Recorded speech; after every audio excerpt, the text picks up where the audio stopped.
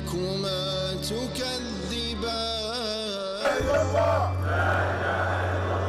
لا إله إلا الله لا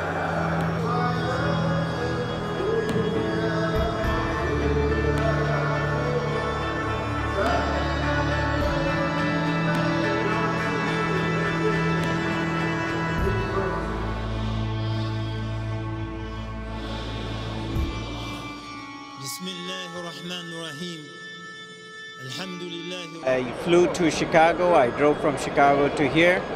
I'm truly honored, and you know, it's a great, like I said, I got to say it again, it's a privilege that you know, I'm one of the pallbearers to actually bring Muhammad Ali to his final resting spot, and he will always be remembered, and he will never be forgotten.